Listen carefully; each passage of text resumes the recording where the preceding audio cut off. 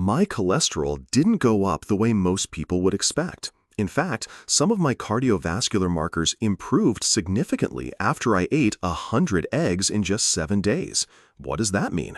Are eggs truly harmless for heart health, or was this just an exception?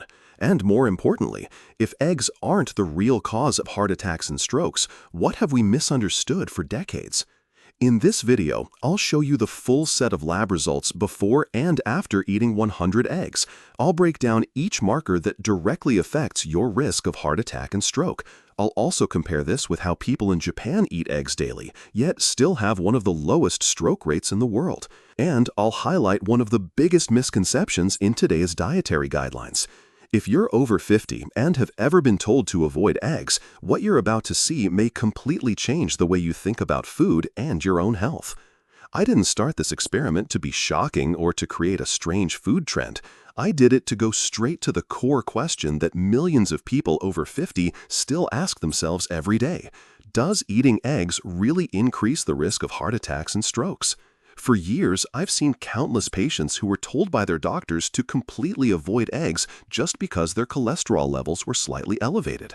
They gave up their favorite breakfasts, like fried or boiled eggs, and replaced them with low-fat cereal or dry toast, believing they were protecting their heart.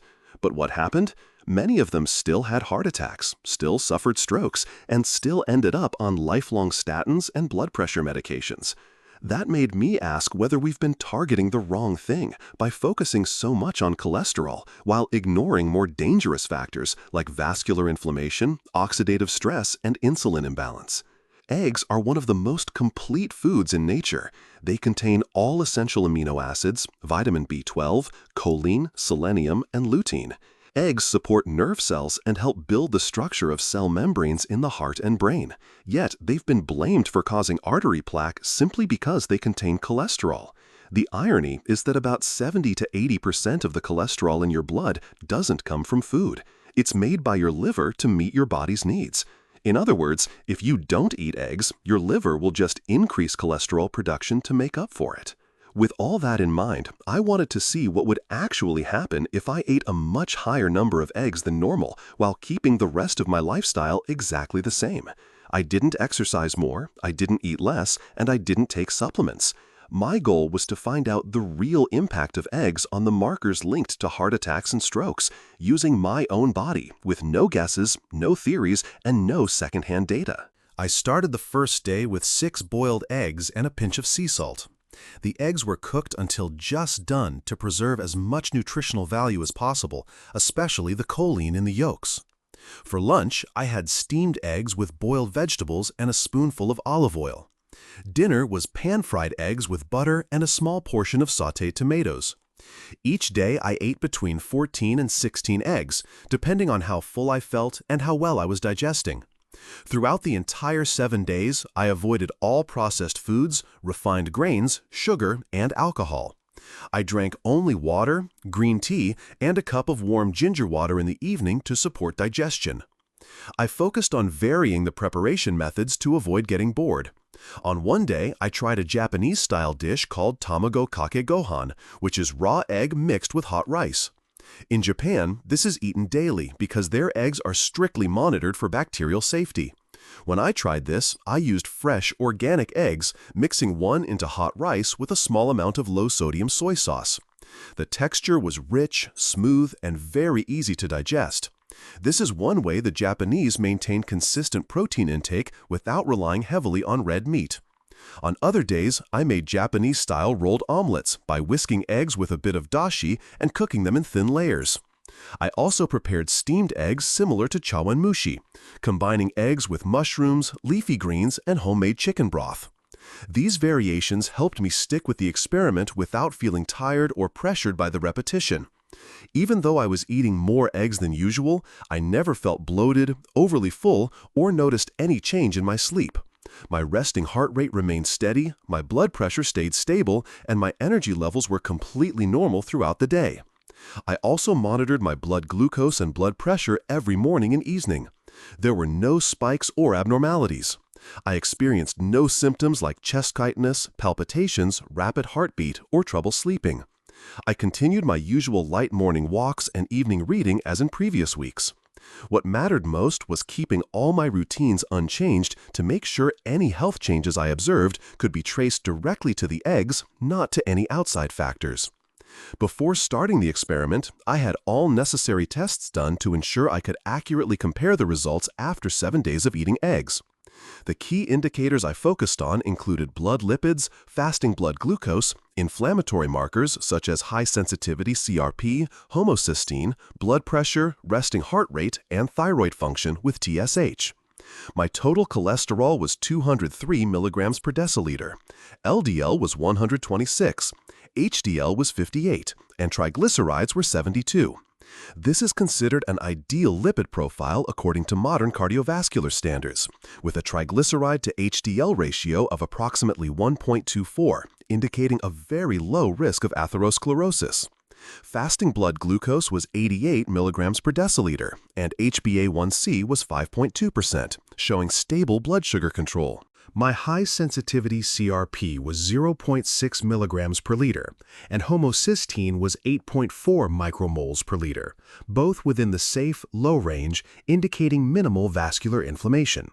My average blood pressure, measured 3 times every morning, was 116/72, and my resting heart rate ranged from 58 to 62 beats per minute. TSH was 1.3 milli-IU per ml, indicating normal thyroid function without suppression or overstimulation. I was not on any medications related to blood pressure or cholesterol. I wasn't using statins or taking aspirin for prevention. My previous diet consisted of plenty of vegetables, clean protein, healthy fats, and very little refined starch. I maintained light physical activity, mostly walking and doing mental work, with no high-intensity exercise, no coffee, and no stimulants. I also checked my liver enzymes, AST and ALT, to ensure there was no underlying liver damage before increasing my protein and fat intake from eggs. Both were within the normal range, with ALT at 21 and AST at 18 units per liter. These numbers gave me peace of mind to start the experiment without worrying that data fluctuations would be impacted by any hidden factors. My goal was not to lower or raise cholesterol, but to monitor any changes in cardiovascular risk or early warning signs of stroke after eating a high quantity of eggs in a short period. I wanted to see if the advice to avoid eggs was actually accurate, or if it was simply a long-standing misunderstanding based on outdated medical knowledge. With this baseline test data, I can objectively assess any changes after a week of eating eggs and determine whether my heart truly reacts negatively to this natural cholesterol-rich food as many have been warned. After exactly 7 days of eating a total of 100 eggs, I returned to the lab to retest all the markers measured at the start. The first surprising result was that my total cholesterol did not increase significantly. It remained within normal biological variation. LDL rose slightly from 126 to 132, but HDL also increased from 58 to 64, while triglycerides dropped from 72 to 66. Most importantly, my triglyceride to HDL ratio improved noticeably from 1.24 to 1.03, indicating that my lipid profile remained stable and even became more favorable than before. High-sensitivity CRP, a key marker of vascular inflammation and stroke risk, stayed the same at 0.6 milligrams per liter. Homocysteine, another biomarker linked to atherosclerosis and stroke, also remained steady at 8.4 micromoles per liter. My fasting blood glucose was 89 milligrams per deciliter, unchanged from baseline. Average blood pressure, measured 3 times each morning, was 117/70 mmHg, and resting heart rate remained stable between 59 and 61 beats per minute. Liver enzyme levels, including AST, ALT, and bilirubin, were all within the normal range, showing no metabolic overload. No side effects occurred during the week. I didn't feel tired, had no bloating, and digestion remained normal. My skin, sleep quality, and daytime energy levels were stable. My memory and concentration at work were unchanged, and by the end of the week, I actually felt slightly more focused as my body seemed to adjust to the higher egg intake. What I want to emphasize is that these numbers show eating a large number of eggs over a short period does not negatively impact heart health if you have a stable metabolic foundation, no chronic disease, and incorporate eggs properly into a balanced diet. Contrary to common belief, eating eggs did not raise triglycerides or lower HDL, two factors that directly and significantly affect the risk of heart attack and stroke. More importantly, my total cholesterol to HDL ratio remained in the optimal range, and my triglyceride to HDL ratio decreased. Both of these are far more reliable predictors of cardiovascular risk than LDL alone. Numerous studies have shown that individuals with a triglyceride to HDL ratio below 2 have a significantly lower risk of arterial plaque and heart events, even compared to those with low LDL but also low HDL and high triglycerides. This further confirms that instead of focusing solely on total cholesterol or LDL, we need to evaluate the full lipid profile in the context of inflammation, oxidative stress, liver function, and overall lifestyle. The lab results after 7 days didn't just validate a personal hypothesis, they also helped clarify that eggs are not nearly as harmful as many believe, if used correctly. To understand why my cardiovascular markers didn't worsen and, in some cases, improved after eating 100 eggs, we need to look deeper into the real biology of cholesterol and the role of eggs in metabolic health. First, cholesterol is not a toxin, it's an essential molecule for life. Our bodies use cholesterol to build cell membranes, produce sex hormones like testosterone and estrogen, synthesize vitamin D, and make bile salts that digest fats. The liver produces about 70 to 80% of the cholesterol found in your blood. Only a small portion comes from food. When you eat cholesterol-rich foods like eggs, your liver reduces its own production to maintain internal balance. This is known as endogenous feedback regulation, and it helps the body preserve homeostasis. In addition, the cholesterol in eggs comes packaged with phospholipids, choline, and antioxidants such as lutein and zeaxanthin, which reduce oxidative stress and help prevent inflammation of the vascular endothelium. Chronic inflammation, not cholesterol itself, is the root cause of atherosclerosis and heart attacks. Recent research has also shown that not all LDL is the same. There are two main types, small dense LDL, which is more atherogenic, and large buoyant LDL, which poses much less risk. Eating eggs does not significantly increase small dense LDL. Instead, it tends to increase the larger, less harmful particles while also supporting a rise in HDL, the good cholesterol that helps remove excess cholesterol from the arteries. This explains why in my experiment, HDL increased and my triglyceride to HDL ratio decreased. That ratio is a strong biological marker indicating that cardiovascular risk is going down, not up. Eggs also contain choline, a vital nutrient involved in the metabolism of homocysteine. Homocysteine is an intermediate amino acid that, when elevated, can damage the lining of blood vessels, trigger inflammation, and contribute to the formation of arterial plaque. Choline in eggs helps convert homocysteine into methionine, a natural cardiovascular protective process that few people are aware of. This explains why, during the 7 days of eating eggs, my homocysteine levels didn't increase and my high-sensitivity CRP remained in the low range. Another important factor to consider is the role of insulin and insulin resistance in heart disease. Diets high in refined carbohydrates, sugars, and processed foods lead to increased insulin secretion to manage glucose. Over time, this causes insulin resistance, which contributes to vascular inflammation, raises triglycerides, and lowers HDL, all of which increase the risk of heart attack. Eggs contain no sugar, do not raise insulin, and actually help regulate blood glucose when consumed as part of a balanced meal. Replacing refined breakfast carbs with boiled or steamed eggs not only keeps you fuller for longer, but also helps stabilize blood sugar and reduce post-meal insulin spikes. Contrary to common belief, long-term epidemiological studies involving hundreds of thousands of adults have found no direct link between daily egg consumption and increased risk of heart disease. A meta-analysis from Harvard showed that people who ate 1 egg per day did not have higher cardiovascular mortality compared to those who ate fewer eggs. In fact, in Japan, where per capita egg consumption is among the highest in the world, heart disease rates remain the lowest among developed countries. All of this scientific evidence supports the conclusion that cholesterol in eggs is not a primary risk factor for heart attacks. More critical contributors include chronic inflammation, oxidative stress, insulin imbalance, and the overall lipid profile. When used properly, paired with vegetables, fermented foods, and a healthy lifestyle, eggs are not only safe, they can actually support heart function, brain health, and metabolic balance in older adults.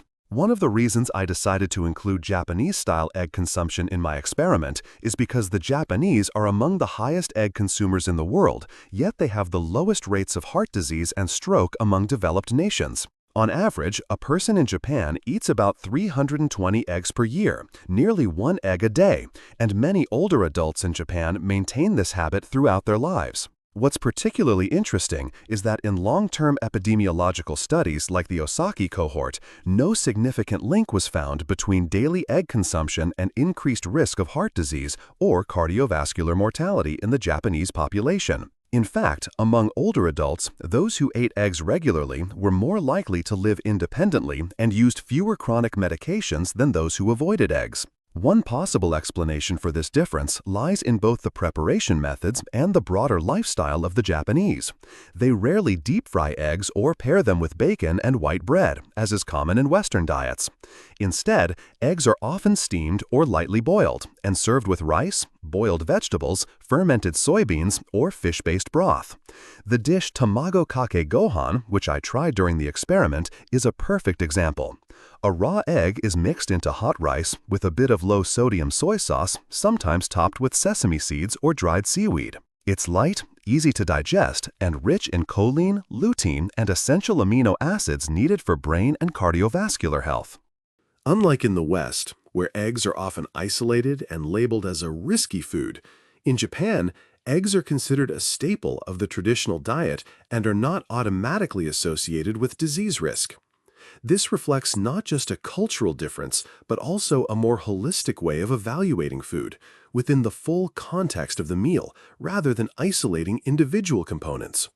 When eggs are eaten alongside vegetables, brown rice, or fermented foods like natto, insulin response and blood sugar stability are much better regulated than when eggs are paired with white bread and orange juice.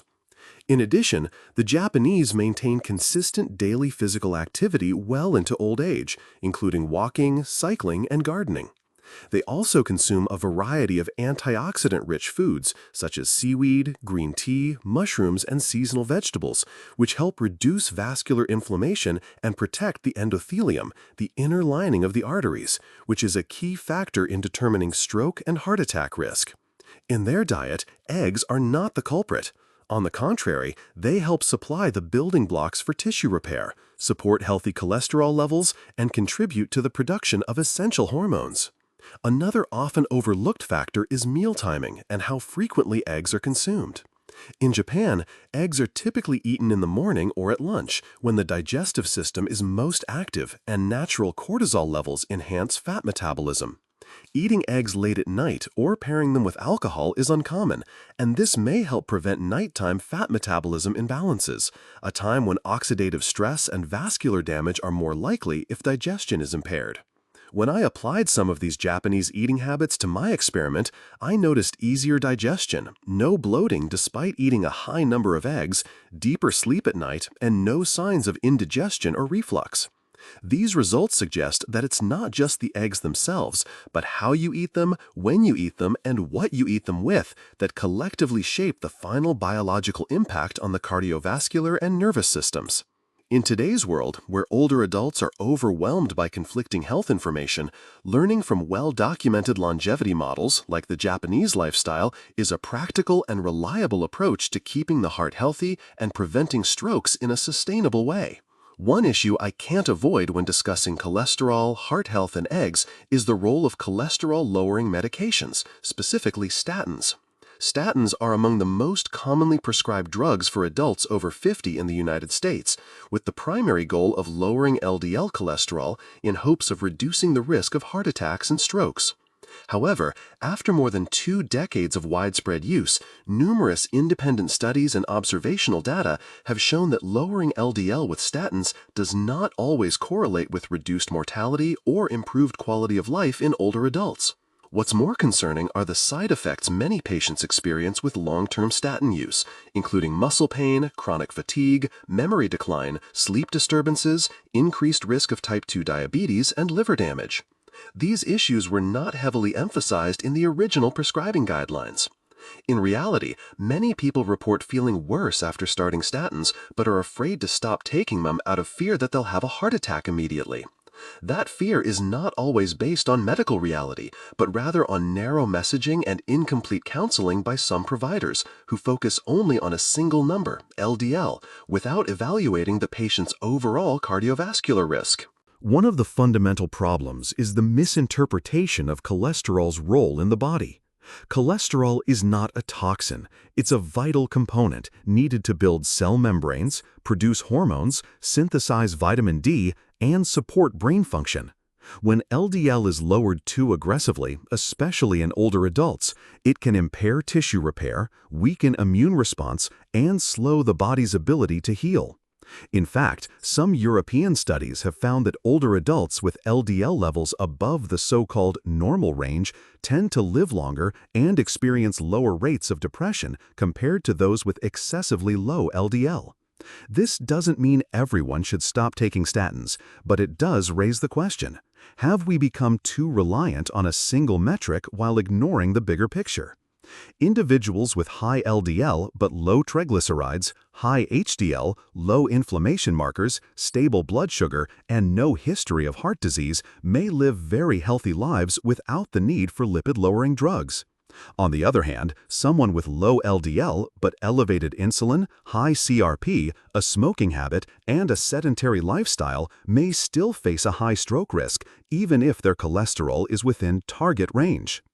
I've met many older patients who reported feeling mentally sharper, experiencing less muscle pain, and sleeping better after they stopped taking statins under the supervision of a specialist and focused instead on improving their lifestyle. They began eating cleaner, walking daily, quitting smoking, and consuming more whole, unprocessed foods. These changes had a more positive impact on their cardiovascular health than any medication, and without side effects. That's why I want to emphasize that statins are not the only solution, and certainly not the first one we should reach for when it comes to preventing heart attacks or strokes in older adults. When you focus too much on lowering LDL, you can fall into the trap of treating the number, not the person. You might reach a target value on a lab report, yet feel fatigued, experience memory loss, suffer from insomnia, and lose your vitality. That is not a medical success. A truly effective prevention strategy requires a comprehensive evaluation that includes inflammatory markers, oxidative stress levels, vascular integrity, endothelial function, and, most importantly, the patient's overall lifestyle. Meanwhile, eggs are often blamed simply because they contain cholesterol, even though they provide all essential amino acids, choline for brain function, lutein for eye health, and phospholipids that support cardiovascular health. Avoiding eggs altogether in order to hit an LDL target below 100 while sacrificing energy and quality of life is a poor trade-off. We need to rethink cholesterol, not through fear and outdated beliefs, but through scientific evidence, real-life outcomes, and a deeper understanding of human biology. I'm not denying that statins can be useful for certain high-risk groups, such as those who have already had a heart attack or people with diabetes and vascular complications. But for the majority of otherwise healthy individuals with only mildly elevated cholesterol, taking medication for life is a decision that deserves serious reconsideration. Instead, improving your diet, increasing light physical activity, getting quality sleep, managing stress, and bringing more sustainable long-term benefits without the need to rely on a pill. After 7 days of eating 100 eggs and closely monitoring every marker related to heart attack and stroke risk, I can say plainly, eggs are not the culprit we once believed. There was no indication that eating a large number of eggs increased inflammation, disrupted lipid levels, or caused any acute damage to the cardiovascular or nervous system. On the contrary, some markers even improved slightly. Triglycerides decreased, HDL increased, and the triglyceride to HDL ratio became more favorable. Fasting blood glucose remained stable, blood pressure did not rise, resting heart rate stayed consistent, and no signs of inflammation were detected through CRP or homocysteine. This experiment was not intended to encourage people to eat large quantities of eggs in a short time. Instead, it raises an important question. Have we been blaming a highly nutritious natural food simply because it contains cholesterol? For years, cholesterol has been viewed as the #1 enemy in cardiovascular prevention, without properly accounting for the full context, including cholesterol subtypes, lipid ratios, inflammatory response, and overall lifestyle. Meanwhile, eggs, rich in protective nutrients like choline, phospholipids, selenium, vitamin B12, and lutein, have been restricted in the diets of millions of older adults based on a fear that lacks strong scientific grounding. Of course, there are individuals with specific genetic conditions or lipid disorders who may respond differently to dietary cholesterol. But for the vast majority of healthy people, eggs are not a trigger for heart attacks or strokes. In fact, when consumed correctly, as part of a diet rich in vegetables, low in refined carbs, with minimal industrial oils and regular light physical activity, eggs can be an effective part of a nutritional strategy for cardiovascular disease prevention. Looking at the longevity model in Japan, where people consume eggs almost daily as part of traditional meals, yet maintain some of the lowest rates of heart disease and stroke in the developed world, I'm more convinced than ever that eggs are not the real issue. What matters more is how they're eaten, when they're eaten, and the lifestyle that goes with them. Boiled eggs served with vegetables, steamed eggs in mushroom broth, or raw egg mixed into fermented rice are ways to make eggs a healthy part of the meal, not a cardiovascular threat as some extreme viewpoints have claimed. Through this experiment, I also realized that many people are living in fear of cholesterol without understanding its biological role. They give up eggs, butter, and natural meats in favor of refined grains and low-fat foods that are often high in sugar.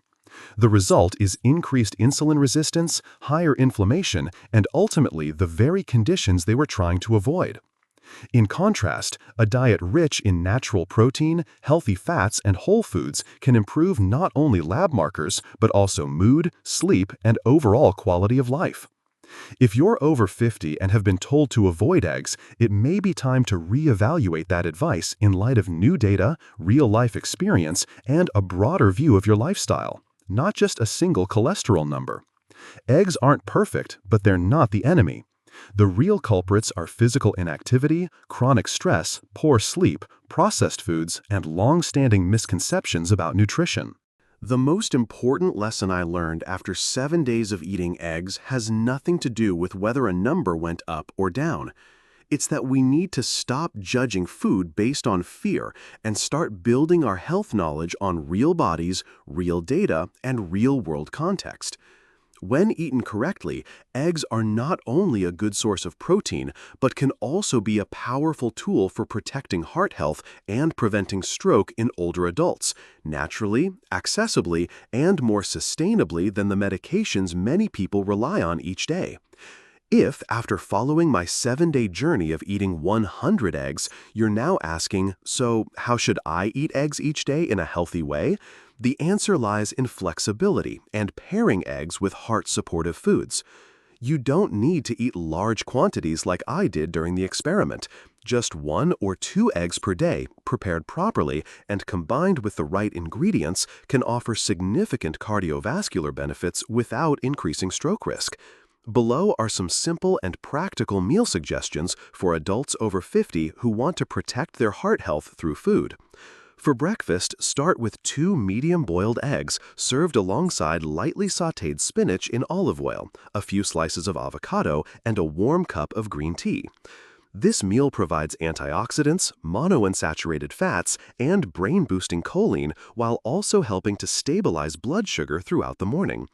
If you want variety, you can try tamago kake gohan, a Japanese dish where a raw egg is stirred into a bowl of hot brown rice with a dash of naturally fermented soy sauce and a sprinkle of toasted sesame seeds. This dish is easy to digest, energy-rich, and popular among older adults in Japan. For lunch, consider Japanese-style steamed eggs, known as chawanmushi. This dish is made by whisking eggs with fish or chicken broth, adding mushrooms, leafy greens, and sometimes a small piece of chicken breast, then gently steaming until set. Pair it with a fresh vegetable salad and a small bowl of miso soup for a balanced meal that includes clean protein and digestion-friendly fermented foods.